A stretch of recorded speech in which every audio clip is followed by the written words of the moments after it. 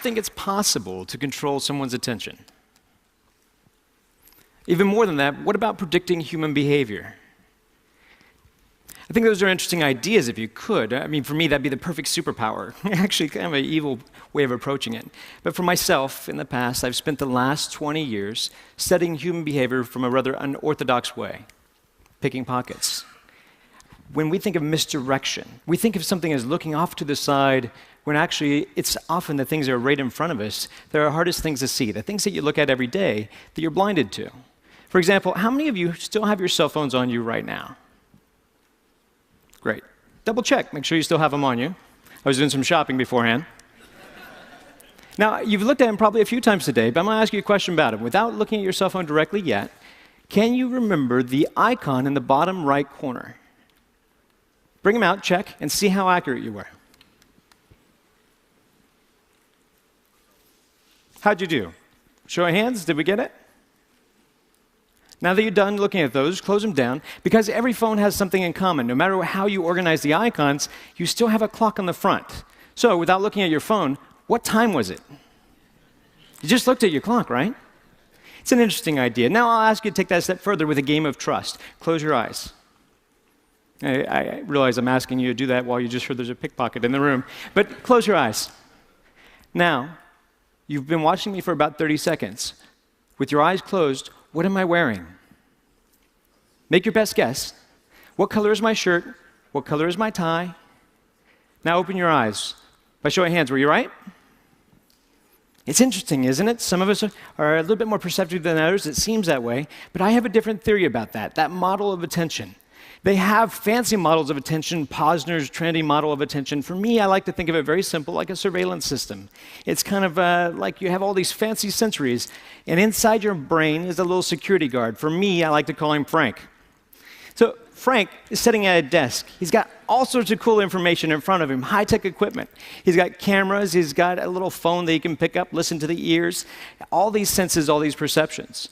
But attention is what steers your perceptions, is what controls your reality. It's the gateway to the mind. If you don't attend to something, you can't be aware of it. But ironically, you can attend to something without being aware of it. That's why there's the cocktail effect. When you're in a party, you're having conversations with someone, and yet you can recognize your name, and you didn't even realize you were listening to that. Now, for my job, I have to play with techniques to exploit this, to play with your attention as a limited resource. So if I could control how you spend your attention, if I could maybe steal your attention through a distraction. Now, instead of doing it like misdirection and throwing off to the side, instead what I choose to focus on is Frank, to be able to play with the Frank inside your head, your little security guard, and get you, instead of focusing on your external senses, just to go internal for a second. So if I ask you to access a memory, like, what is that? What just happened? Do you have a wallet? Do you have an American Express in your wallet? And when I do that, your Frank turns around. He accesses the file. He has to rewind the tape. And what's interesting is he can't rewind the tape at the same time that he's trying to process new data. Now, I mean, this sounds like a good theory, but I could talk for a long time and tell you lots of things, and they may be true, a portion of them. But I think it's better if I try to show that to you here live.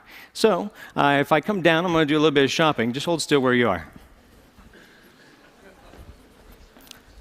Hello, how are you? It's lovely to see you. You did a wonderful job on stage. You have a lovely watch that doesn't come off very well. Do you have your ring as well? Good, just taking inventory. You're like a buffet. It's hard to tell where to start. There's so many great things. Hi, how are you? Good to see you. Hi, sir, could you stand up for me, please? Just right where you are. You're married. You follow the directions well. That's nice to meet you, sir. You don't have a whole lot inside your pockets. Anything down by the pocket over here? Hopefully so. Have a seat. There you go. You're doing well. Hi, sir. How are you? Good to see you, sir. You have a ring, a watch. Do you have a wallet on you? Well, we'll find one for you. Come on up this way, Joe. Give Joe a round of applause. Come on up, Joe. Let's play a game.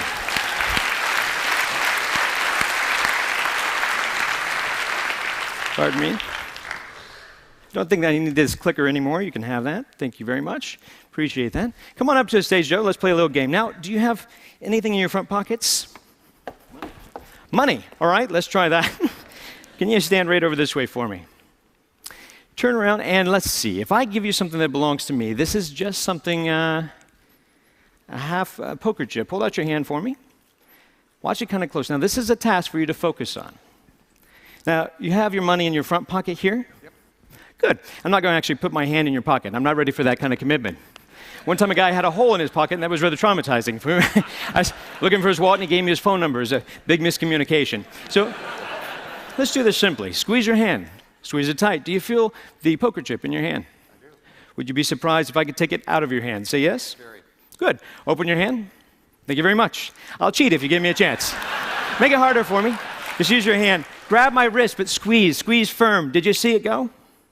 No. No, it's not here. Open your hand. See, while we're focused on the hand, it's sitting on your shoulder right now. Go ahead and take it off. Now, let's try that again.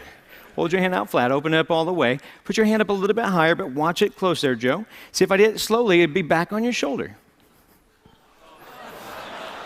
Joe, we're going to keep doing this till you catch it. You're going to get it eventually. I have faith in you. Squeeze firm. Squeeze. You're human. You're not slow. It's back on your shoulder. You were focused on your hand. That's why you were distracted. While you were watching this, I couldn't quite get your watch off. It was difficult. Yet you had something inside your front pocket. Do you remember what it was? Money. Check your pocket. See if it's still there. Is it still there? Oh, that's where it was. Go ahead and put it away. We're just shopping. This trick's more about the timing, really. I'm going to try to push it inside your hand. Put your other hand on top for me, would you?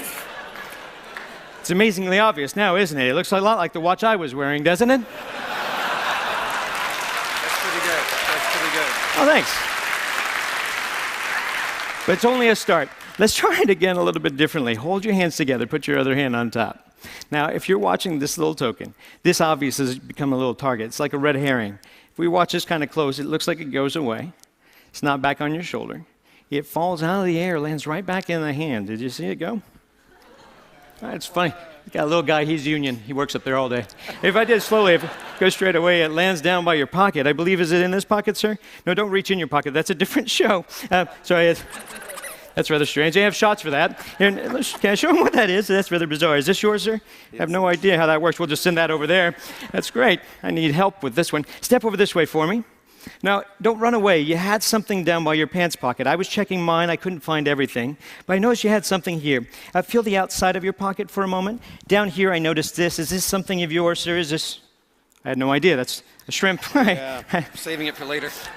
You've entertained all these people in a wonderful way. Better than you know. So we'd love to give you this lovely watch as a gift. Hopefully it matches his taste. But also we have a couple of other things. A little bit of cash. And then we have a few other things. These all belong to you, along with a big round of applause from all your friends. Joe, thank you very much.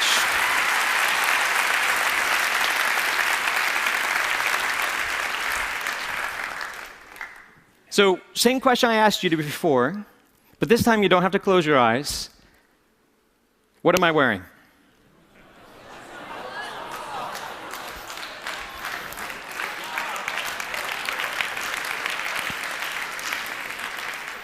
Attention is a powerful thing. Like I said, it shapes your reality. So I guess I'd like to pose that question to you. If you could control somebody's attention, what would you do with it? Thank you.